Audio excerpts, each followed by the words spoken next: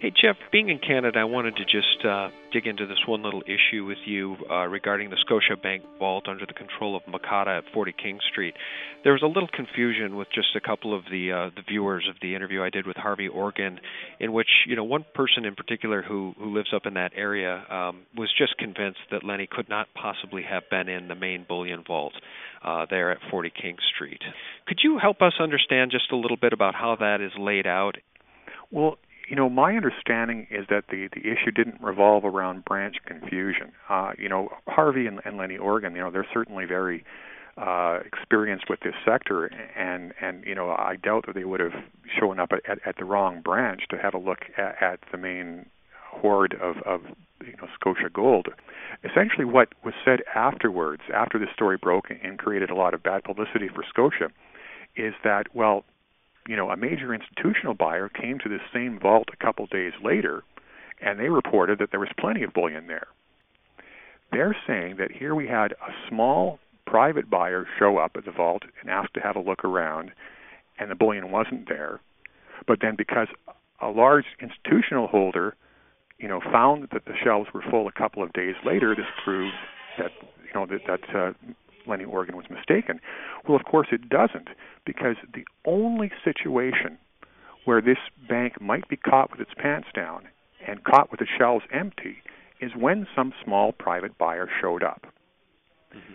So essentially, what we're being told by the bankers is that we should never, ever believe any report that says the bank vault is empty of its bullion holdings. But there's a pattern here. There is a pattern with Scotiabank that really ought to be mentioned, and this happened again with Scotiabank with Aman Patel, and it's a story that went pretty much all over the world. And this woman who was dying of cancer, was terminal, they would not give her physical silver, and it took her son, who was an attorney, to get involved, and it took them both to hire another attorney to get involved, and then they made her come down, and she was bedridden at the hospital, and she still had to go down to sign, and then they lectured her about, do you really know what you're doing? Do you really want this physical? It's so cumbersome, you couldn't possibly want this. And of course her son was there and said, we want the damn medal, give me the medal. So this is a pattern with Scotiabank. So and then on top of that, you've got Jim Rickards talking about, a Swiss bank not giving up $40 million of its, the gold held by somebody who had a receipt for it, and it just goes on and on. It's just epic. I think the fraud is just absolutely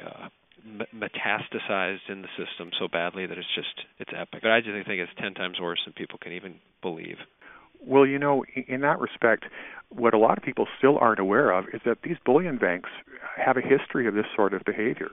Mm-hmm. There's already a case, that's been settled where Morgan Stanley essentially ponied up a great big fine because it had, quote unquote, sold bullion to various customers, was Sure. charging them storage fees for this bullion, and then when their customers went to obtain that bullion for themselves, it wasn't there. Right. They simply pretended to buy it, and that's of course the status of many of these quote unquote unallocated accounts where there aren't specific bars with serial numbers attached to personal holdings. Bankers just treat this as another form of paper bullion that they can use to dilute the market. And so, this is why people need to be so careful with respect to any bullion holdings where they are not their own custodian. And you must do your homework, and you must be absolutely certain that, you have your bullion in a secure location where you're not going to, have this sort of horror story if and when you decide you want to remove it. So, Jeff, let's talk about this for a minute. This entire financial system is really ripping apart at the seams, I think, worldwide. And today, U.S. Treasuries are getting slaughtered. The 30-year is back up past 4.5%. The 10-year is ready to take out 3.4%.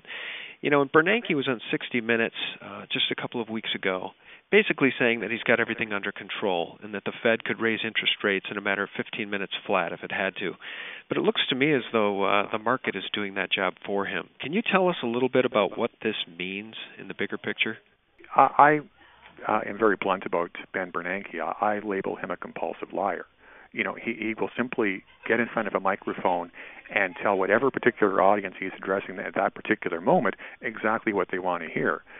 And what is starting to cause things to unravel is that these contradictions in what he's saying are coming ever more frequently, to the point where he'll get in front of a microphone one day and say, yes, the goal of quantitative easing is to create more inflation because there's not enough inflation in the U.S. economy. And then, the next day he'll get in front of the microphone and say, no, the Federal Reserve is not trying to create inflation because we do not want to devaluate the dollar. This is, purely to produce job growth in the economy. And, so, of course, eventually, even the rather apathetic, legions of market experts who've been, following this person year after year start to pick up on these contradictions and, start to really wonder, what he represents with his policy, what's going to happen in the future. And, of course, that lends itself to a cynical attitude of, political expediency that he's simply going to do anything at any particular point in time to avoid economic pain. And the track record for the U.S. with respect to avoiding economic pain is simply to print more money. And this is where it affects the bond market, because print more money equals more bond supply. And, of course, the global debt markets are totally saturated with U.S. debt of all sorts, and U.S. treasuries in particular. And, so, much how we talked about how with gold and silver, it's the decrease in supply that must drive prices much higher, we have the absolute reverse dynamic in the bond market. Apparently infinite supply being dumped onto an already saturated market. And, even with Bernanke and the Federal Reserve buying up most of these treasuries secretly behind the backs of the market, the limited amount that is still being bought up by other buyers, they just won't pay these prices for those bonds. So we talk about the ownership of physical silver, and in my opinion, the PSLV Sprott's Physical Silver Fund is definitely a good alternative for folks too. I've never asked you about stock picks in the past, and I'm not asking you to necessarily name names of stocks that people should go out, mining stocks that people should go out and buy this very instant. But I'd love your opinion on that. Are there any stocks on your radar, any mining companies that you think are intriguing that you might advise folks to dig into a little bit?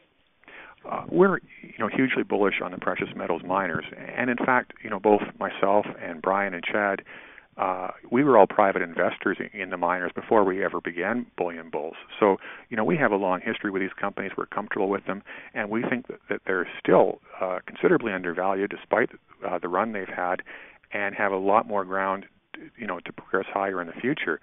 So what we tell people is, first of all, don't just rush in here blindly and plunk your money down on the first names that catch your eye. This is still something that needs to be done cautiously and with respect to your own personal investment needs. But there are some general starting points for people that want to come to this sector and start looking at these miners. First of all, there are the junior miner ETFs that have recently entered the market. And, this is a new innovation because previously the miner ETFs only focused on the senior producers. And, so now investors have access to these junior miners, which have tremendous growth profiles. And so you don't actually have to be able to walk into the sector and be able to pick your own names for those that are new to this. The most well-known example would be the ETF that goes by the symbol GDXJ. And, so that would be one place for people to start.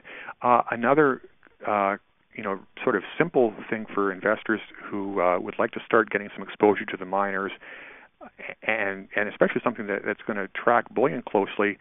In the case of silver, there's a company called Silver Wheaton, which is, quite well known to a lot of investors. It's becoming actually a large cap company simply because it's appreciated by such a dramatic amount over the last year or so.